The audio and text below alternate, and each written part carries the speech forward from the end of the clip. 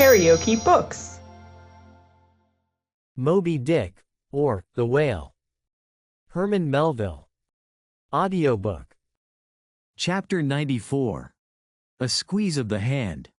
That whale of Stubbs, so dearly purchased, was duly brought to the Pequod's side, where all those cutting and hoisting operations previously detailed were regularly gone through, even to the bailing of the Heidelberg tun or case. While some were occupied with this latter duty, others were employed in dragging away the larger tubs, so soon as filled with the sperm. And when the proper time arrived, this same sperm was carefully manipulated ere going to the try-works, of which anon.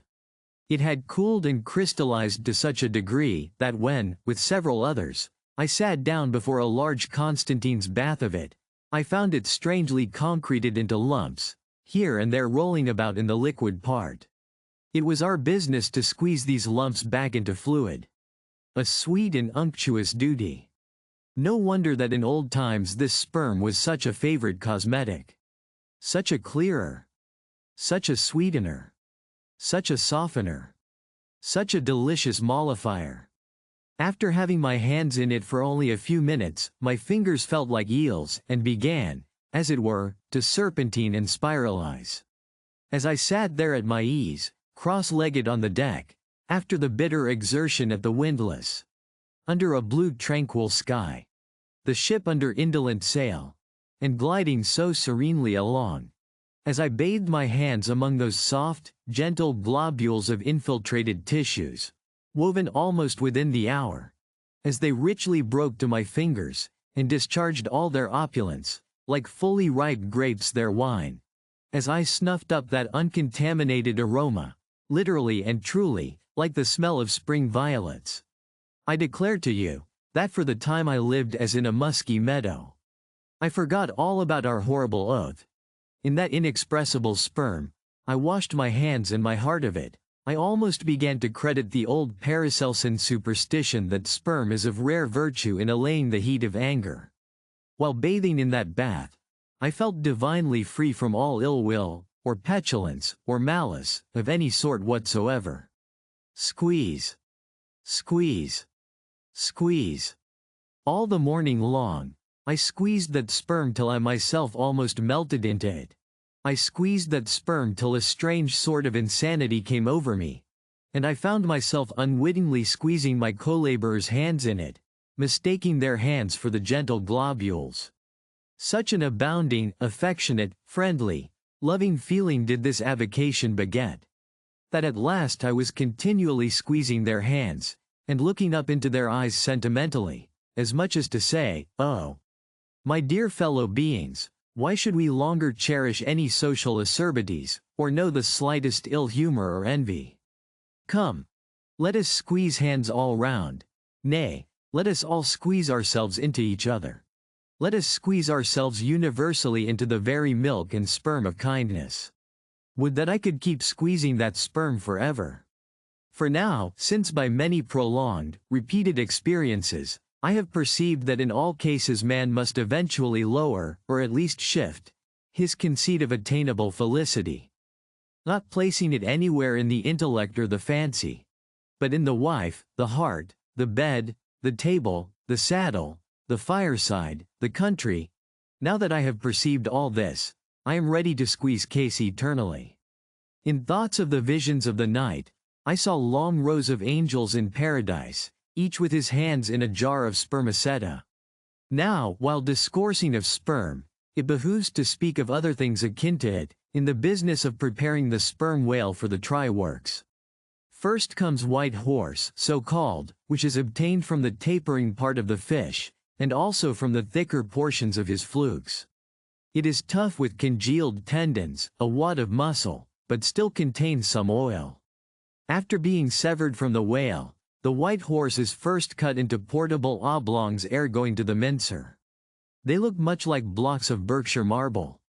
Plum pudding is the term bestowed upon certain fragmentary parts of the whale's flesh, here and there adhering to the blanket of blubber, and often participating to a considerable degree in its unctuousness. It is a most refreshing, convivial, beautiful object to behold. As its name imports, it is of an exceedingly rich, mottled tint, with a bestreaked snowy and golden ground, dotted with spots of the deepest crimson and purple. It is plums of rubies in pictures of citron. Spite of reason, it is hard to keep yourself from eating it. I confess that once I stole behind the foremast to try it.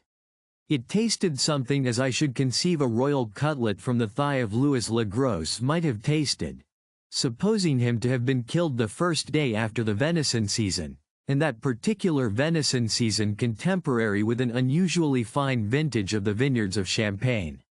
There is another substance, and a very singular one, which turns up in the course of this business, but which I feel it to be very puzzling adequately to describe.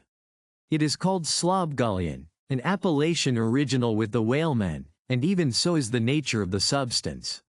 It is an ineffably oozy, stringy affair, most frequently found in the tubs of sperm, after a prolonged squeezing and subsequent decanting. I hold it to be the wondrously thin, ruptured membranes of the case, coalescing. Gurry, so called, is a term properly belonging to right whalemen, but sometimes incidentally used by the sperm fishermen. It designates the dark, glutinous substance which is scraped off the back of the Greenland or right whale, and much of which covers the decks of those inferior souls who hunt that ignoble leviathan. Nippers. Strictly, this word is not indigenous to the whale's vocabulary. But as applied by whalemen, it becomes so. A whaleman's nipper is a short firm strip of tendinous stuff cut from the tapering part of leviathan's tail.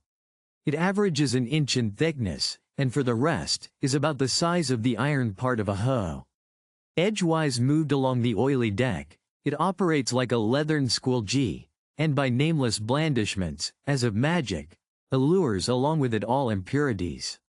But to learn all about these recondite matters, your best way is at once to descend into the blubber room, and have a long talk with its inmates. This place has previously been mentioned as the receptacle for the blanket pieces, when stripped and hoisted from the whale. When the proper time arrives for cutting up its contents, this apartment is a scene of terror to all tyros, especially by night. On one side, lit by a dull lantern, a space has been left clear for the workmen. They generally go in pairs, a pike and gaffman and a spademan. The whaling pike is similar to a frigate's boarding weapon of the same name. The gaff is something like a boat hook. With his gaff, the gaffman hooks onto a sheet of blubber, and strives to hold it from slipping, as the ship pitches and lurches about. Meanwhile, the spademan stands on the sheet itself, perpendicularly chopping it into the portable horse pieces.